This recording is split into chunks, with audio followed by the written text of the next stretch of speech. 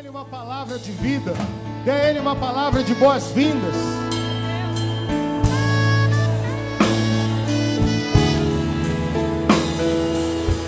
Oh!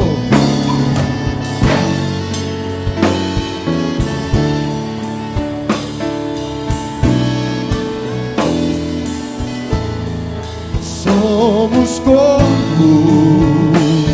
e assim bem ajustado, totalmente ligados, unidos, vivendo em amor, uma família. Oh, aleluia. Sem qualquer falsidade,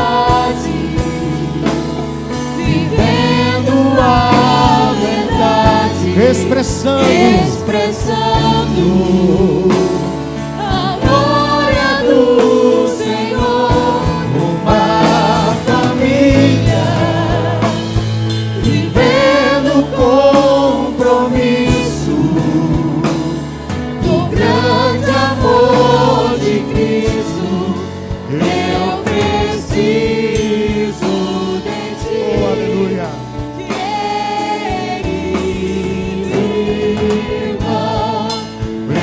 Precioso és para mim,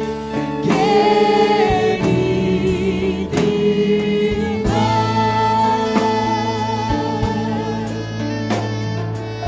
Vamos fazer o seguinte: dê a mão ao irmão que está ao seu lado. Vamos unir as alas nessa hora, unindo as nossas mãos, e vamos cantar esse cântico. Recebi o novo coração do Pai, coração regenerado, coração transformado, coração que é inspirado por Jesus. Como fruto desse novo coração, como fruto desse novo coração, eu declaro a paz de Cristo. Te abençoe, meu irmão. Preciosa é a nossa comunhão. Somos corpo e assim bem ajustado, aleluia, totalmente ligados, unidos, vivendo em amor, uma família, sem qualquer falsidade, vivendo a verdade, expressando a glória do Senhor, uma família, vivendo o compromisso do grande amor de Cristo. Eu preciso de ti, querido irmão. Precioso és para mim, querido irmão. Somos corpo, só a igreja declarando. Somos corpo, assim bem ajustado. Oh, que seja uma palavra profética, que essa verdade se cumpra em nós. Oh Deus, essas palavras subam ao teu trono nessa noite.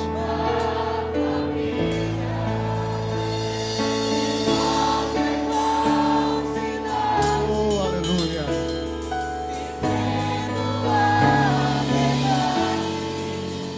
Expressando a glória do Senhor.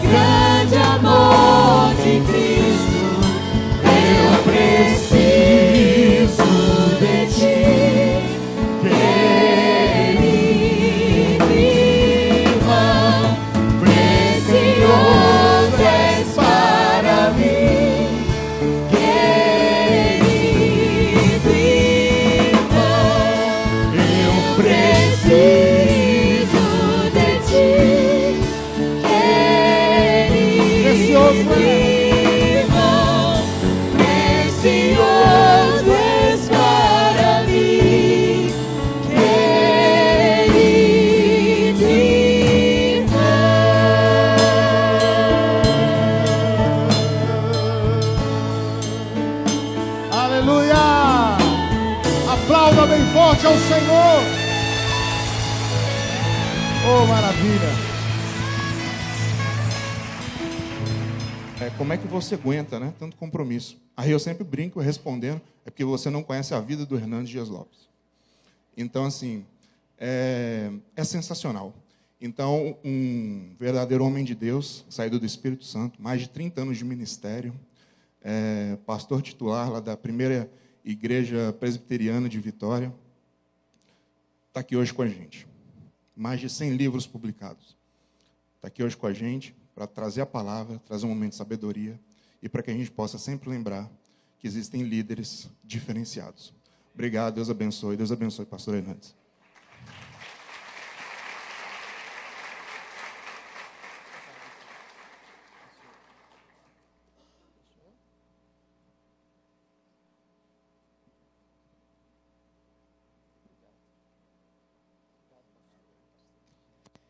Quero agradecer carinhosamente o pastor Joquitan, pastor desta igreja, a editora Ragnus, e o privilégio, irmãos, a bênção de estar com vocês.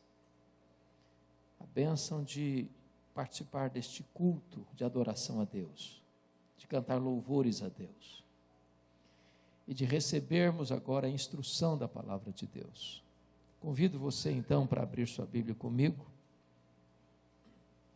Profeta Isaías, capítulo 44, versos 3, 4 e 5. Profeta Isaías 44, 3 a 5. Eu peço que você acompanhe a leitura e, por favor, não feche sua Bíblia. Eu preciso que você acompanhe comigo a exposição do texto. Isaías 44, versos 3 a 5. Está escrito o seguinte: porque derramarei água sobre o sedento e torrentes sobre a terra seca. Derramarei meu espírito sobre a tua posteridade e a minha bênção sobre os teus descendentes. E brotarão como erva, como salgueiro junto às correntes das águas. Um dirá: eu sou do Senhor. O outro se chamará do nome de Jacó. O outro ainda escreverá na própria mão: eu sou do Senhor. E por sobrenome tomará o nome de Israel. Amém. Eu estava há alguns anos pregando na cidade de Salvador, e naquela ocasião eu pregava sobre avivamento. E quando eu terminei de pregar, uma repórter da cidade estava lá para uma entrevista. E ela me olhou nos olhos e me fez uma pergunta perturbadora. Ela me perguntou assim: o senhor crê no que prega? E eu olhei firmemente para ela e disse: é claro que eu creio no que eu prego. E ela, um tanto quanto incrédula, cética, disse assim: mas o senhor crê que ainda hoje Deus possa derramar do seu espírito e trazer um grande avivamento para impactar uma igreja, uma cidade, uma nação? E eu disse: eu creio nisso. E ela disse: mas o senhor pode pelo menos então me dar alguma evidência disso? Eu disse: posso. E eu citei para aquela repórter 2 exemplos. Primeiramente, eu citei para ela o que aconteceu na Inglaterra no século XVIII. Vocês devem se lembrar que, como influência do iluminismo, uma onda de ateísmo varreu a Inglaterra. As igrejas estavam vazias. Poucos pregadores ousavam crer na Bíblia como palavra de Deus. Pregavam sermões mortos para auditórios vazios e sonolentos e desciam do púlpito para se embriagar nas mesas de jogo. A igreja estava como que um vale de ossos secos. Havia uma sequidão, uma aridez que campeava nas igrejas, não só na Inglaterra, mas em toda a Europa. Os enciclopedistas diziam que dentro de alguns anos o cristianismo seria banido da Inglaterra. quando todos, entretanto, apostavam no fracasso irremediável da igreja, Deus começou a levantar um grupo de estudantes da Universidade de Oxford para orar por avivamento. Dentre eles estava John Wesley, George Whitefield, Carlos Wesley, e eles se reuniam semanalmente para buscar a presença de Deus, para confessar seus pecados, para acertarem a vida com Deus, para orarem por um tempo de refrigério e restauração da igreja. Foi numa noite de vigília, dia 31 de dezembro de 1739, às 3 horas da madrugada, que naquela reunião de oração, os céus se fenderam, e o Espírito Santo desceu com grande poder sobre aqueles jovens. Eles ficaram cheios do Espírito Santo, começaram a pregar com grande ousadia. As igrejas vazias se encheram de pessoas famintas de Deus.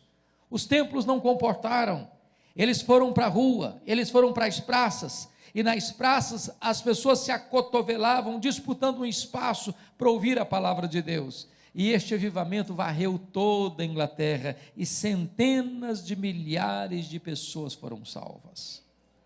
Os historiadores chegaram a afirmar que foi este avivamento inglês que salvou a Inglaterra do banho de sangue da Revolução Francesa. Mas eu contei para aquela repórter um exemplo mais contemporâneo. Eu contei para ela o que aconteceu na Romênia. Alguns de vocês se lembram que a Romênia viveu longos anos debaixo de um governo truculento, cruel, carrasco, de um ditador desumano chamado Ceausescu. Um regime de medo, de opressão, de violência, de ateísmo. O que talvez alguns não se lembrem hoje é que Deus liberta a Romênia em apenas 10 dias. O que talvez alguns não saibam é que Deus usou uma igreja de apenas 80 membros para desencadear esse processo. Tudo começou no dia 15 de dezembro de 1989, quando a polícia de Ceausescu cercou a casa do pastor Toderic, na cidade de Timisoara, para expulsá-lo da cidade. Os 80 membros da igreja se reuniram e fizeram um cordão de isolamento ao redor da casa do pastor e impediram que a polícia o expulsasse. A polícia foi buscar reforços, os crentes da cidade se uniram. Um jovem batista, à boca da noite, comprou velas e as distribuiu aos crentes ao redor da casa. Quando a polícia chegou com violência, com armas pesadas, e começou a atirar impiedosamente nos crentes, deram um tiro na perna desse moço batista. Correram com ele para o hospital, para amputar-lhe a perna, para salvar-lhe a vida. Quando ele estava gemendo no seu leito de dor, alguém se aproxima e pergunta: você está arrependido, jovem? Ele respondeu: não, eu não estou arrependido. Eu perdi uma perna, mas eu acendi a primeira vela. Naquela mesma noite, uma jovem da Assembleia de Deus saiu gritando a plenos pulmões pelas ruas de Timisoara: Deus existe, Deus existe, Deus existe, liberdade, liberdade, liberdade. Aquele grito encontrou ouvidos em toda a nação. 10 dias depois, 25 de dezembro de 1989, sob a liderança dos pastores, havia mais de 100.000 pessoas na capital da Romênia, gritando a plenos pulmões: Deus existe, Deus existe, Deus existe, liberdade, liberdade, liberdade. Naquela noite, Ceausescu caiu, a Romênia ficou livre e o evangelho pode prosperar naquela nação. Eu creio, irmãos, firmemente na possibilidade de um derramamento do Espírito Santo, de um grande avivamento nos nossos dias. E o texto que nós acabamos de ler nos aponta para isso. Há 4 verdades aqui que eu quero enfatizar. Primeiro, o avivamento é uma promessa de Deus. Segundo, o avivamento é uma necessidade da igreja. Terceiro, o avivamento deve ser buscado pela igreja. Quarto, o avivamento traz resultados extraordinários para a igreja. Com a sua Bíblia aberta comigo, vamos ver essas 4 lições. Primeiro, o avivamento é uma promessa de Deus. E essa promessa tem 2 características. Primeiro, ela é uma promessa segura. Olhe comigo o verso 3. Porque derramarei água sobre o sedento, torrente sobre a terra seca. Derramarei meu espírito sobre a tua posteridade e a minha bênção sobre os teus descendentes. Notem que quem está prometendo aí não é um homem, não é uma igreja, não é uma denominação religiosa, não é uma instituição humana. Quem está prometendo aí é o Deus Todo-Poderoso. É o Deus que fala e cumpre o que diz. É o Deus que faz e ninguém pode impedir a sua mão de fazê-lo. A nossa esperança de um derramamento do Espírito não está na terra, está no céu. Não está no homem, está em Deus. Deus vela pela sua palavra em a cumprir. E quando Deus derrama do seu Espírito, meus irmãos, nenhuma força pode deter a igreja cheia do Espírito Santo de Deus. Nenhuma força. O sinédrio judaico tentou intimidar os apóstolos, prendendo-os, açoitando-os, mas quanto mais opressão vinha sobre eles, mais a igreja crescia. Depois os imperadores romanos tentaram barrar o crescimento da igreja, crucificando os crentes, queimando-os vivos, jogando-os nos anfiteatros da morte, enrolando-os em peles de animais, para os cães morderem, para os touros pisarem, para os leões esfaimados devorarem. Mas quanto mais sangue era derramado, mais a igreja crescia. Conforme foi feito aqui nesta nação um cântico muito conhecido em tempos idos, é obra santa, ninguém detém. Ninguém pode deter o braço onipotente de Deus, ninguém pode deter uma igreja cheia do Espírito Santo de Deus. Deus prometeu derramar o seu Espírito e Ele é fiel para cumprir isso. Mas em segundo lugar, essa promessa não é apenas segura, essa promessa é também abundante. Porque notem vocês no verso 3 ainda, porque derramarei água sobre o sedento, torrente sobre a terra seca. Derramarei meu espírito sobre a tua posteridade e a minha bênção sobre os teus descendentes. Notem que ele fala de derramamento e ele fala de torrentes. Portanto, isso é algo profuso, abundante, caudaloso. Deus não dá o seu espírito por medida. Deus não dá gotas. Deus dá torrentes. Jesus fala de rios de água viva. É algo grande, maiúsculo, superlativo. O grande problema seu e meu é que às vezes nós limitamos a obra de Deus por aquilo que conhecemos e experimentamos. Limitamos a obra de Deus ao nosso conhecimento e à nossa experiência. Pensamos que tudo quanto Deus quer e pode fazer na nossa vida é o que já sabemos e o que já experimentamos. Quando eu leio a Bíblia, entretanto, vejo que o apóstolo Paulo alcançou o pináculo da teologia cristã quando estava de joelhos. E muito provavelmente não há uma oração mais audaciosa na história do que esta feita por Paulo, preso em Roma, registrada em Efésios 3,19. Porque lá Paulo ora para que você e eu sejamos tomados não de Deus, não da plenitude de Deus, mas para que sejamos tomados de toda a plenitude de Deus. A grande pergunta é: quem é Deus? Se nós pudéssemos aqui apenas recordar os chamados atributos incomunicáveis de Deus, que só Deus os tem, poderíamos recordar. Deus é autoexistente, Deus é infinito, Deus é imenso, Deus é eterno, Deus é imutável, Deus é onipotente, Deus é onipresente, Deus é onisciente, Deus é transcendente, Deus é soberano, Deus é maior do que tudo quanto Ele criou. Mas se nós perguntarmos, e qual é o tamanho do que Deus criou? Os cientistas hoje, muito embora não saibam qual é o último limite do universo, e o universo tem um limite porque é ilimitado, só Deus o é, mas o que eles já sabem é que o nosso universo tem mais de 93 bilhões de anos-luz de diâmetro. E o que significa isso? Significa que se nós voássemos à velocidade da luz, 300 mil quilômetros por segundo, nessa velocidade, nós demoraríamos mais de 93 bilhões de anos para ir de uma extremidade à outra do universo. Pois Deus é maior do que o universo. Foi Ele quem criou o universo. Não há um centímetro do universo onde Deus não esteja, e onde eu não posso dizer, fui eu quem criou isso aqui, e eu sou Senhor sobre isso aqui. E agora Paulo está orando para que você e eu, frágeis vasos de barro, sejamos tomados de toda a plenitude de Deus. Aí você pensa, devia estar delirando.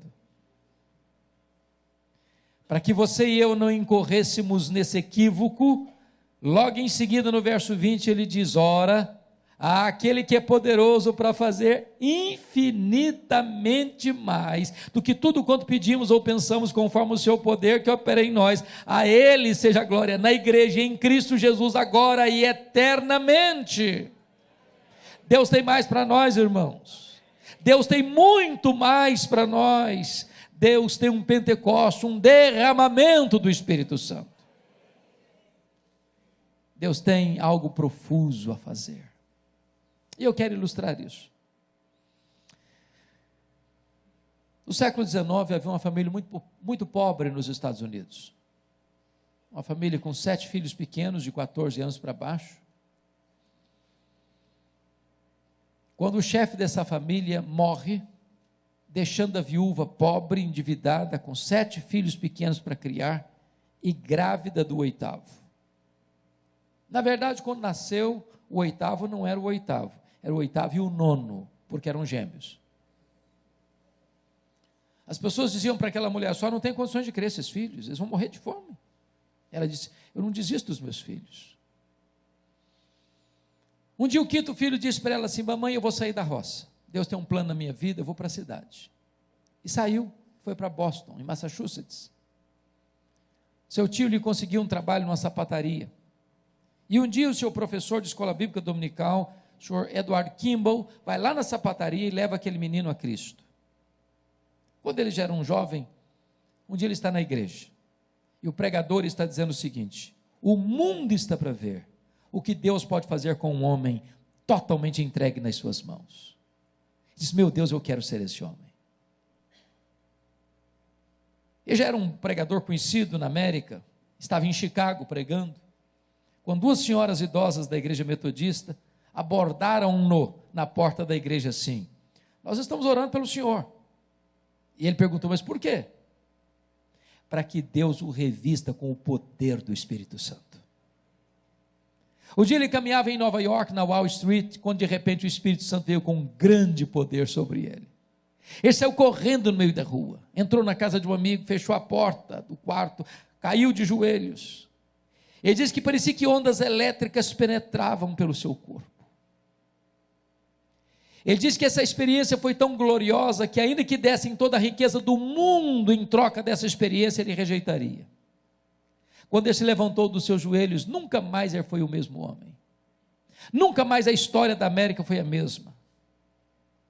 Este homem era Dwight Lyman Moody, o maior avivalista de todos os tempos. O homem que a partir daquele dia levou a Cristo mais de 500 mil pessoas. Deus é o mesmo. Ele pode fazer o mesmo.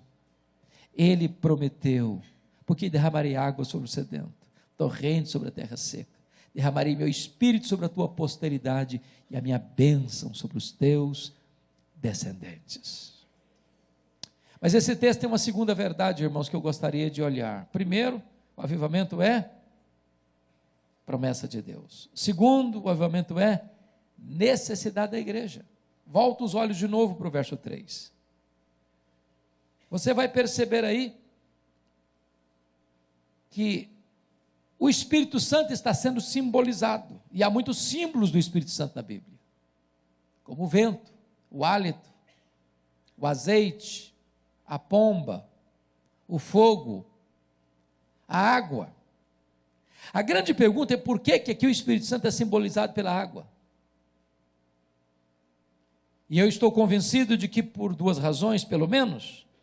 Primeiro, porque não há vida sem água.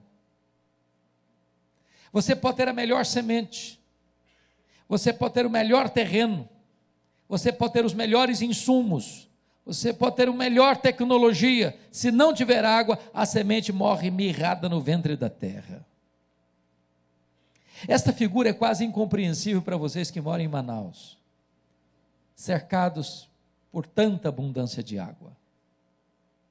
Mas vocês conhecem certamente lugares, no Brasil inclusive, onde a sequidão é tão severa. Eu tenho pregado já há 14 anos, na abertura da conferência Consciência Cristã em Campina Grande, na Paraíba.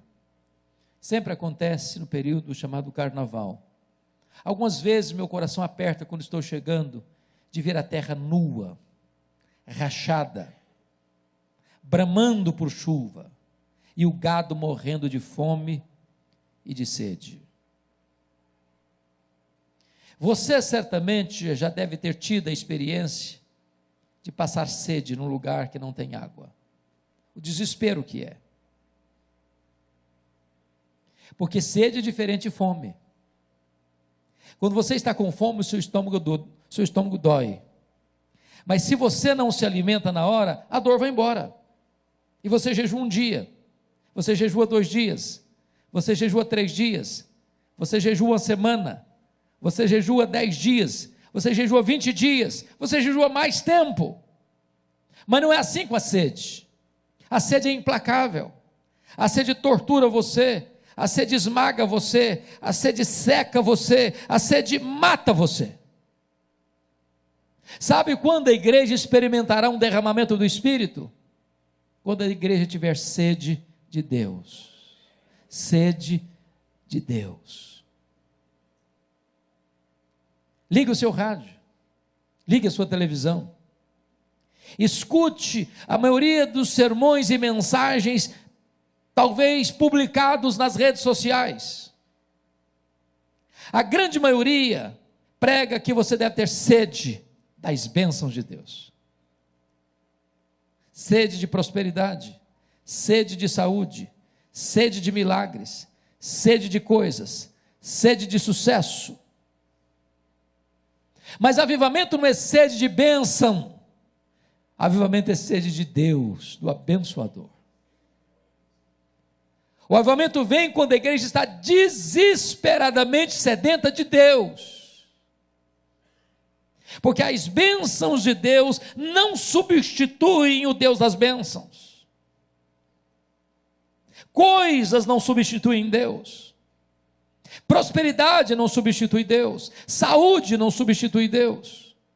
Você pode morar na casa mais bonita, no apartamento mais requintado dessa cidade, você pode andar no carro mais caro dessa cidade, você pode usar as roupas de grife mais requintadas dessa cidade, você pode ser a pessoa mais aquinhoada financeiramente dessa cidade. Se você não tem Deus, a sua vida está vazia.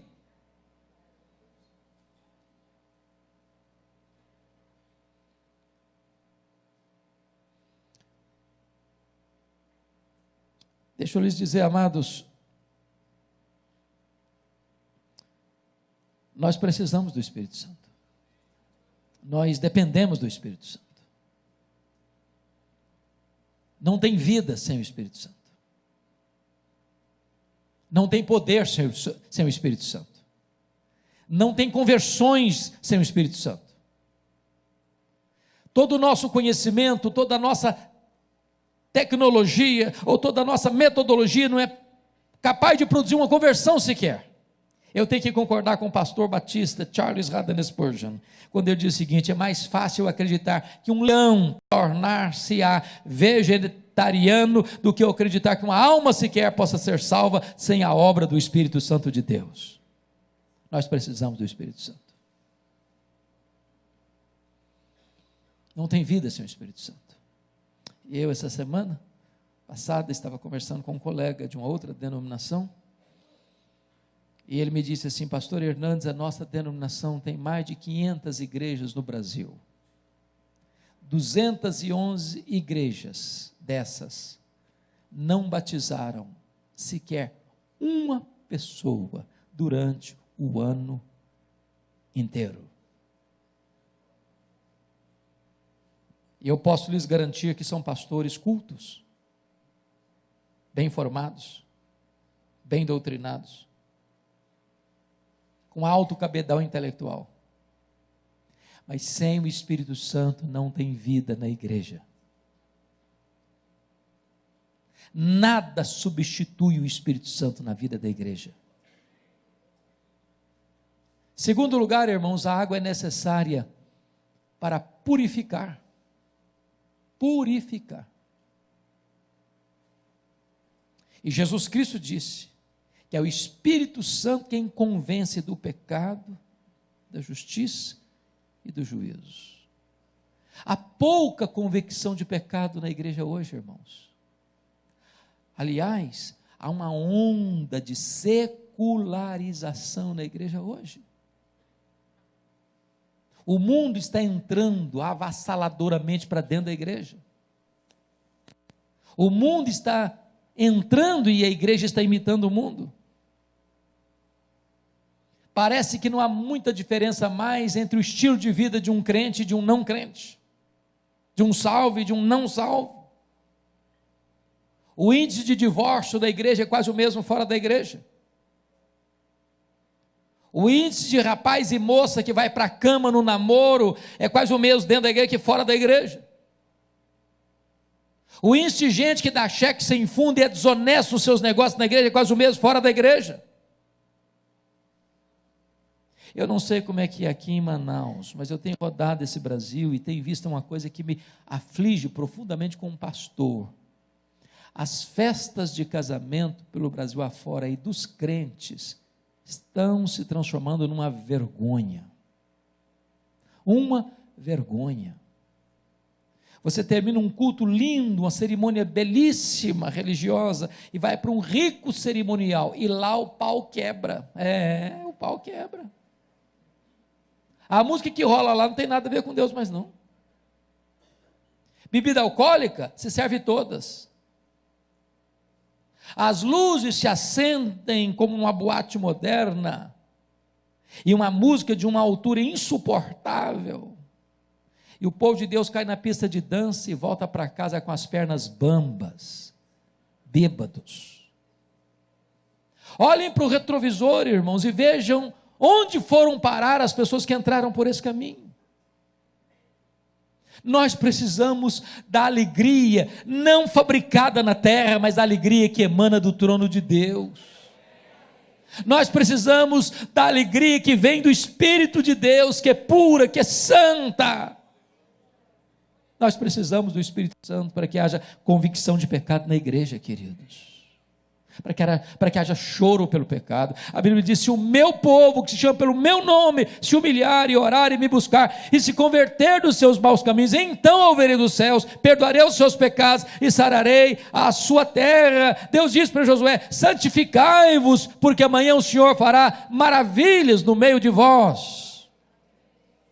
Nós precisamos do Espírito Santo. Mas em terceiro lugar, irmãos, esse texto nos ensina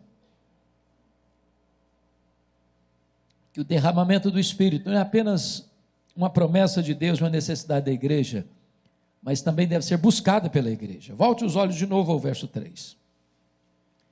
Porque derramarei água sobre o sedento, torrente sobre a terra seca, derramarei meu Espírito sobre a tua posteridade, e a minha bênção sobre os teus descendentes. Tem duas figuras aí que merecem destaque. Primeiro, sedento. Terceiro, terra seca.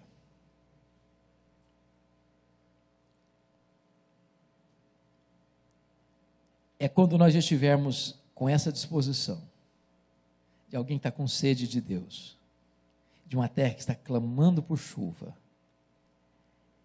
é que as torrentes caem.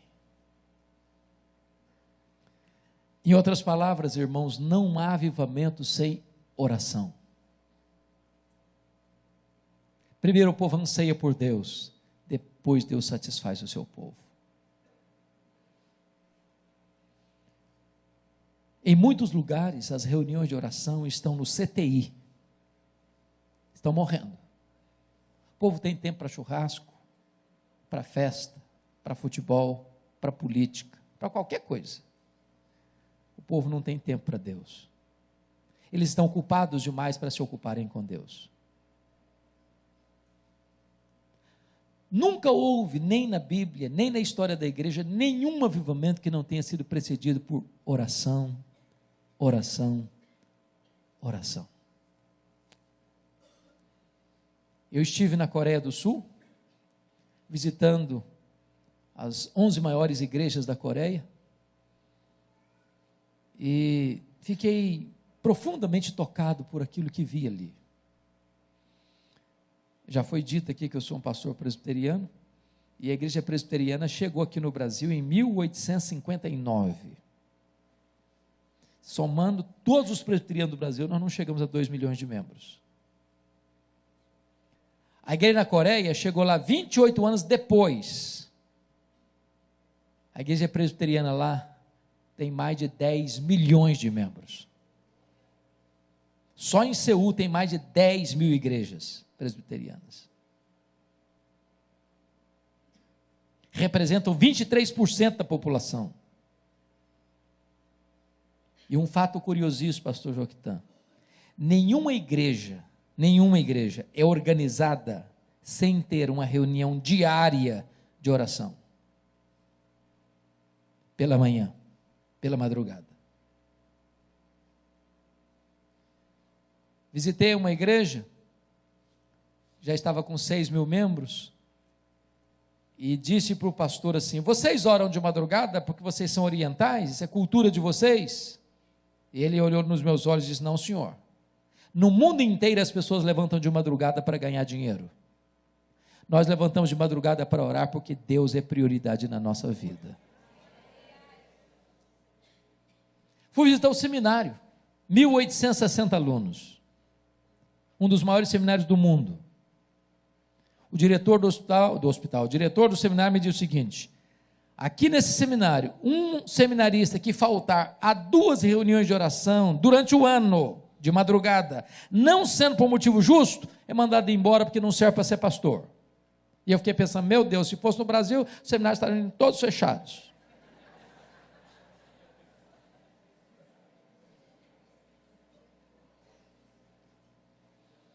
Visitei a igreja metodista. O pastor que plantou a igreja ainda era o pastor da igreja, com 82 mil membros. E eu perguntei: pastor, mas qual é o segredo desse crescimento tão espantoso? E ele me respondeu: oração. Ele disse: no sábado, eu subo para a montanha de oração da igreja e passo o tempo todo lá na presença de Deus. Venho de lá no domingo cedo e prego. O meu sermão é o mesmo, mas quando eu prego, os corações se derretem. Visitei a igreja Myeong-song. Essa igreja está hoje com mais de 80 mil membros. Tem 4 reuniões diárias de oração pela manhã. 4. Uma das 4 às 5, outra das 5 às 6, outra das 6 às 7, outra das 7 às 8. Nós fomos numa delas, a segunda delas, de 5 às 6. Eu nunca vi nada igual na minha vida. Nós estávamos nos aproximando do templo, e era uma noite bem fria, e gente correndo no meio da rua com a Bíblia na mão. Quando nós chegamos no estacionamento, os diáconos todos paramentados, coordenando o estacionamento com a lanterna e com apito. Quando nós entramos no templo, o templo estava lotado como este, não tinha lugar para sentar. Eu vi 200 pessoas sentadas no carpete do púlpito. Quando esse povo levantou a voz para orar, irmãos, a sensação que eu tive é que os céus tinham se fendido e descido à terra.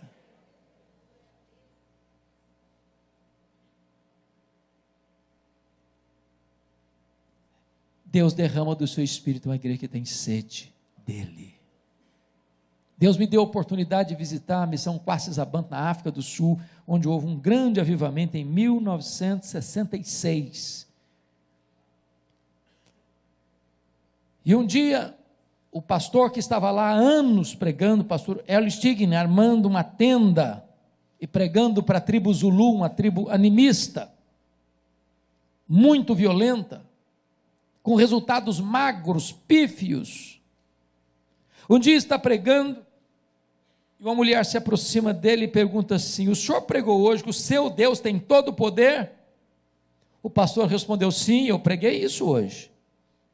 E ela, como que aliviada, disse: então eu preciso do seu Deus,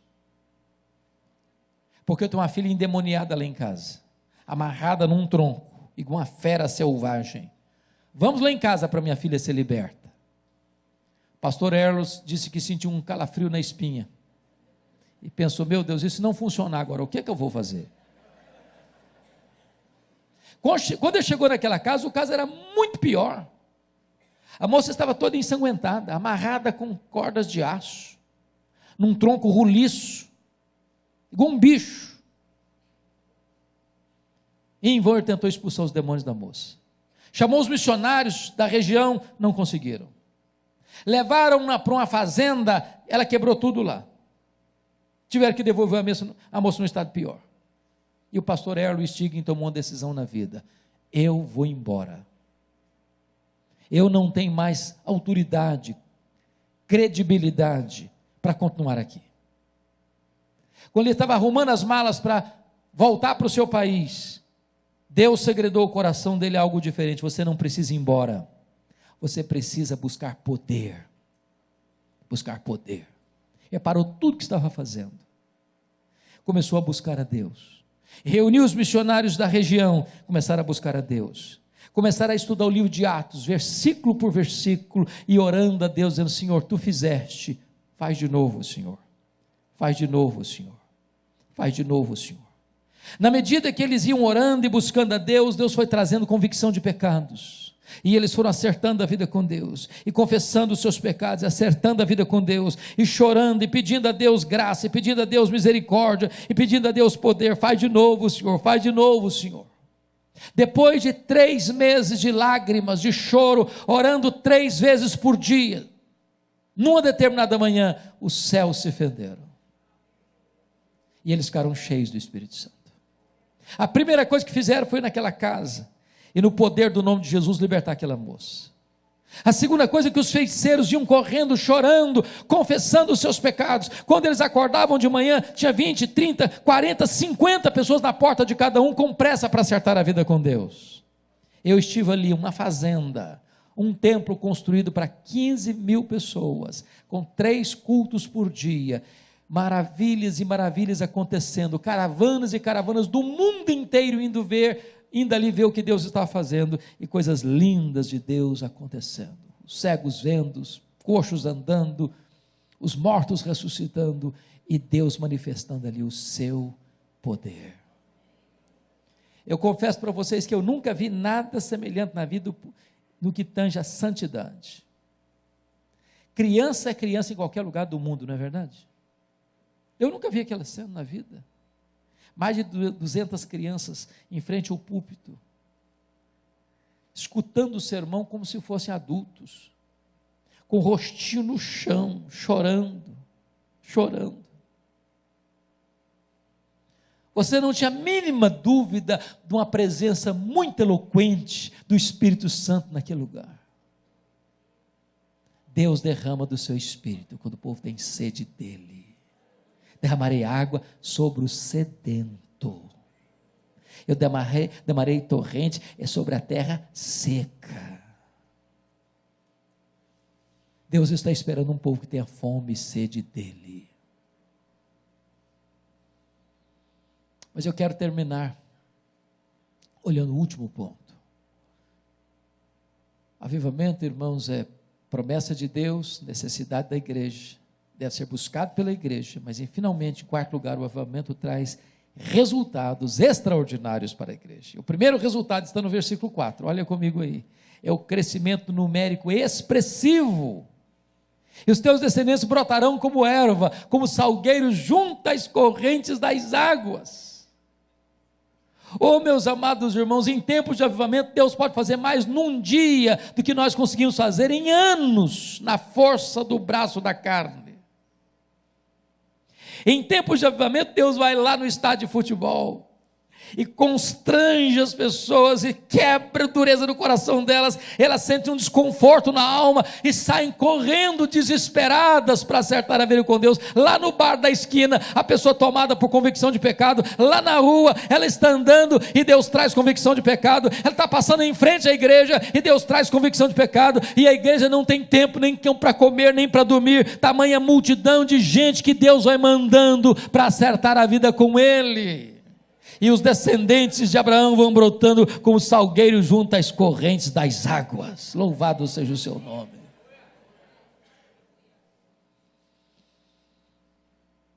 Deus pode fazer isso de novo, irmãos. Deus pode.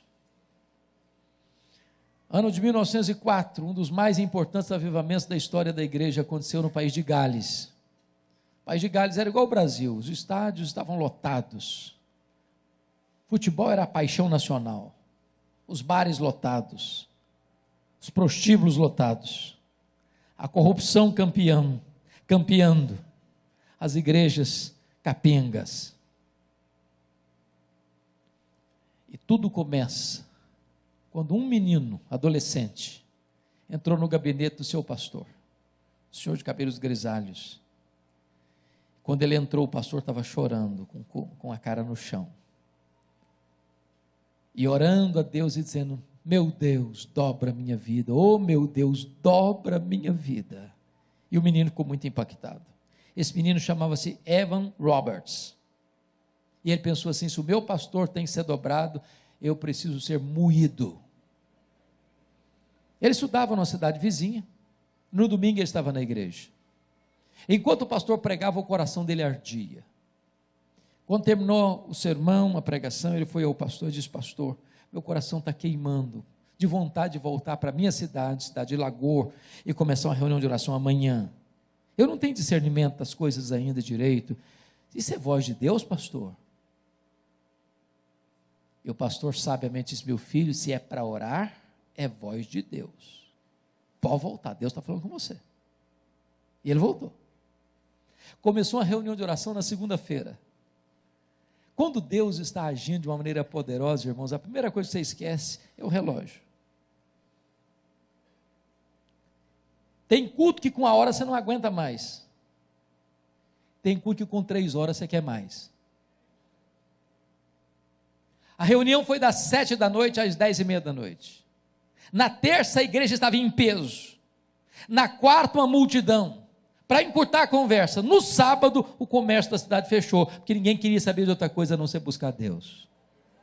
Os estádios de futebol ficaram vazios e as igrejas lotadas. Os bares cerraram as portas. Os juízes presentearam uns aos outros com luvas brancas, porque não tinha crime para julgar. Em 6 meses, mais de 100.000 pessoas convertidas.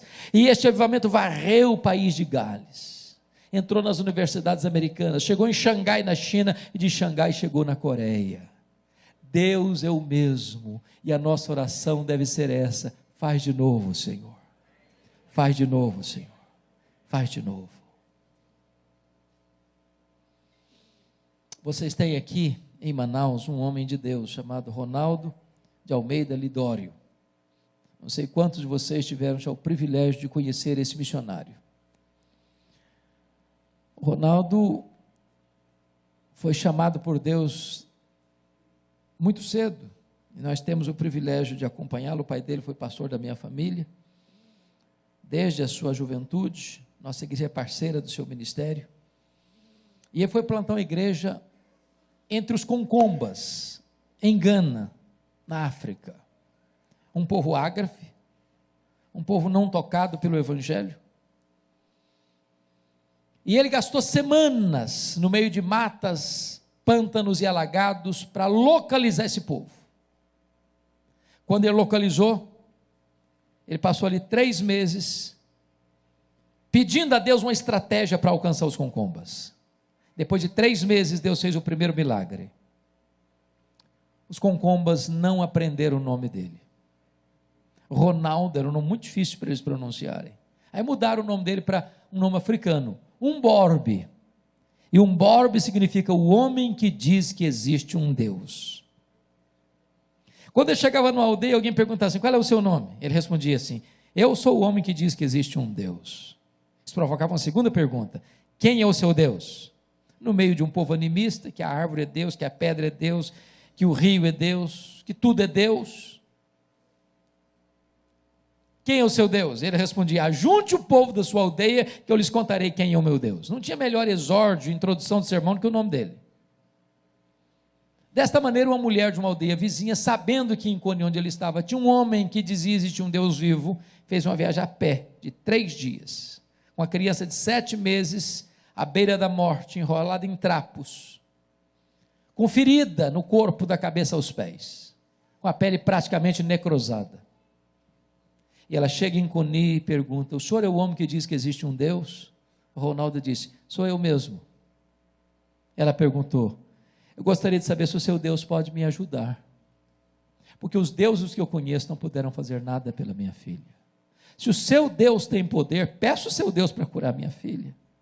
Desembrulhou a criança, ferida da cabeça aos pés. Ronaldo pega a criança nos braços e diz: meu Deus, este povo não sabe que tu és o Deus vivo. Este povo não sabe que tu tens todo o poder nos céus e na terra. Este povo não sabe que o teu filho venceu a morte, está no trono, e tem todo o poder e tem toda a autoridade. Cura esta criança, Senhor, para testemunho do Evangelho e glória do teu nome. Embrulhou a criança de volta nos trapos, pegou o caminho de volta 3 dias para a sua aldeia. Quando chegou na aldeia e desembrulhou a criança, nem cicatriz de ferida havia mais no corpo daquela criança. Ela sai gritando a plenos pulmões pelas cabanas da sua aldeia ter encontrado o Deus vivo. Ronaldo registra numa das suas obras que a partir daquele dia não ficou um dia sequer sem que pelo menos uma pessoa fosse convertida a Cristo. Ele passa ali poucos anos e planta mais de 14 igrejas, com mais de 4.000 pessoas convertidas. Hoje são dezenas de milhares de pessoas convertidas, porque quando Deus derrama do seu espírito, os descendentes de Abraão vão brotando como salgueiro junto às correntes das águas. Ah, como eu anseio ver esse dia, como eu aguardo que Deus faça o que Ele já fez em tantos lugares. Mas o segundo resultado de um derramamento do Espírito, irmãos, está no versículo 5. É o testemunho verbal dos crentes. Um dirá: eu sou do Senhor. O outro se chamará do nome de Jacó. Você percebe aí que hoje um dos grandes dramas da igreja é que nós temos muitos agentes secretos do reino de Deus. A pessoa trabalha com um colega 10 anos na mesma sala, não fala de Jesus para ele. O Instituto Moody fez uma pesquisa e descobriu que 95% dos crentes nunca levaram a pessoa pessoalmente a Cristo. Mas em tempos de avivamento, irmãos, as crianças, os adolescentes, os jovens, os homens, as mulheres, os anciãos, todos se levantam para dizer: eu sou do Senhor, eu sou do Senhor, eu sou do Senhor. Já imaginaram se esse exército que está aqui nesta noite saísse pelas ruas, pelas praças, pelos becos, pelas escolas, pelas faculdades, pelos hospitais, pelas instituições públicas dessa cidade, dizendo: eu sou do Senhor, eu sou do Senhor, eu sou do Senhor, eu sou do Senhor, eu sou do Senhor, eu sou do Senhor. Essa mensagem sairia na velocidade de um rastilho de pólvora, e nós impactaríamos essa cidade, este estado e este país. Talvez você argumente: bom, mas eu não conheço Bíblia assim tão profundamente, mas eu não sou eloquente, mas eu sou tímido. Não é o seu conhecimento, nem a sua eloquência, é o poder da palavra do Deus vivo. Abra sua boca. A virtude não está em você, a virtude vem do alto, vem do Espírito Santo de Deus. Eu fui criado na roça, fui calçar o meu primeiro par de sapatos com 8 anos de idade, com as mãos calejadas. Com 12 anos de idade eu não sabia o que era uma televisão, com 12 anos de idade eu não sabia o que era luz elétrica, com 12 anos de idade eu nunca tinha visto uma cidade, com 12 anos de idade eu subi na carroceria de um caminhão, e saí de casa para estudar. Deus me chamou para o ministério e eu cheguei no seminário de Campinas. E uma missionária americana disse: eu vou apresentar a cidade para você. E um dia ela me levou na escola de cadetes de Campinas, um lugar muito bonito, muito pomposo. E vocês sabem que quando alguém chega no seminário, o coração está queimando. Pregava até para poste no meio da rua.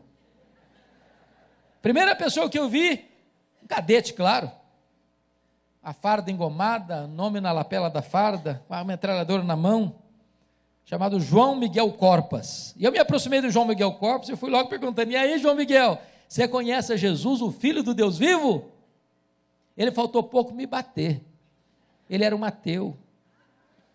Ele diz: eu não acredito nessa tolice, eu não acredito nessa bobagem, e não gasto meu tempo, eu não estou a fim de conversar com você, e por favor, não se dirija a mim dessa forma.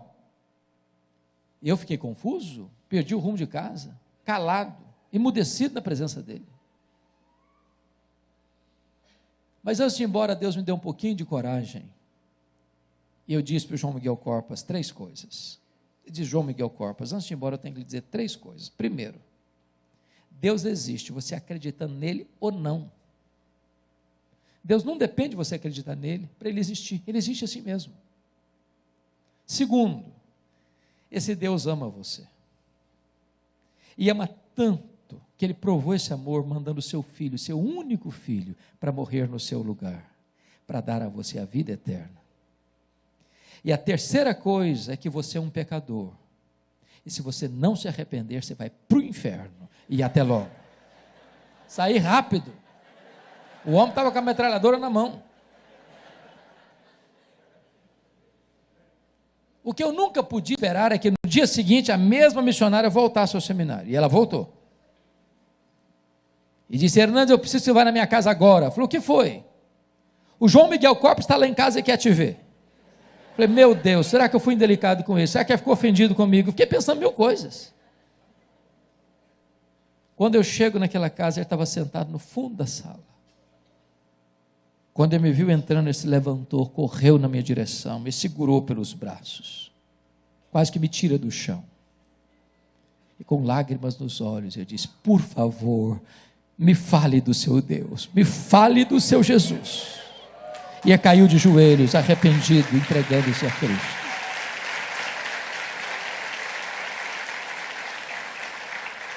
Eu acompanhei o João Miguel Corpas, era próximo do mês de julho, quando eu voltei das férias, e ele disse: já levei 3 colegas a Cristo. Uma bênção. Quando eu terminei o seminário, eu perdi o contato com ele.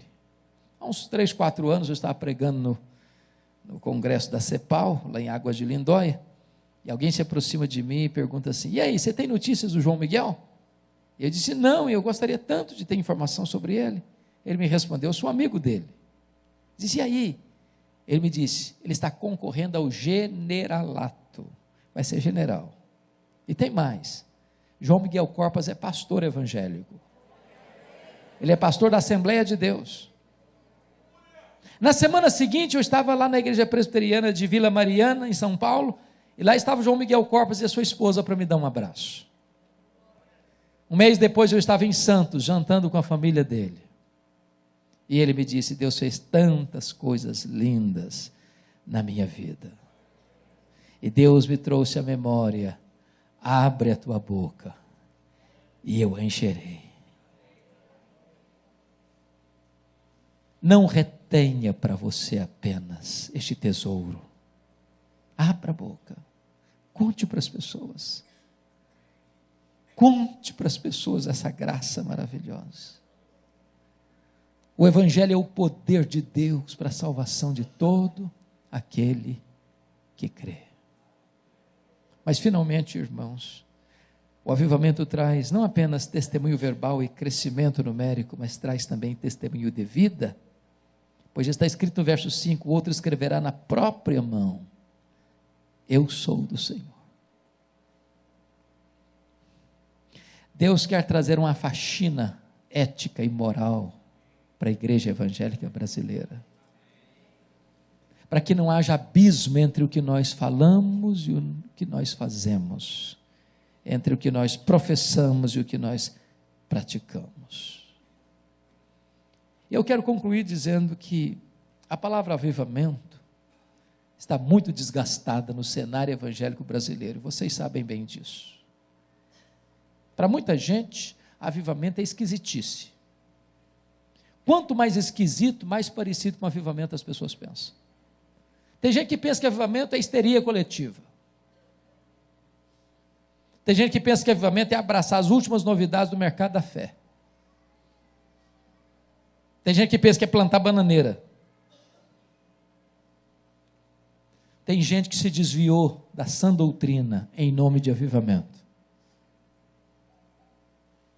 Mas eu creio naquele avivamento que não é fabricado na terra, mas produzido no trono de Deus, pelo poder do Espírito Santo de Deus. Eu creio num fogo que não é plástico, que não é fogo falso, que não é fogo estranho, que não é fogo fátuo, mas que é o fogo de Deus, que aquece, que limpa, que ilumina, que alastra. Eu não quero, e você também não deva querer, nada daquilo que não venha de Deus. Mas eu quero, e você também deveria querer, tudo aquilo que vem de Deus. Não queremos ir 1 centímetro além, não queremos ficar 1 centímetro aquém. Nós queremos tudo quanto Deus tem para nós. Nós queremos só o que Deus tem para nós. E a nossa oração deveria ser a mesma. Faz de novo, Senhor. Faz de novo. Curva a sua fronte, por favor.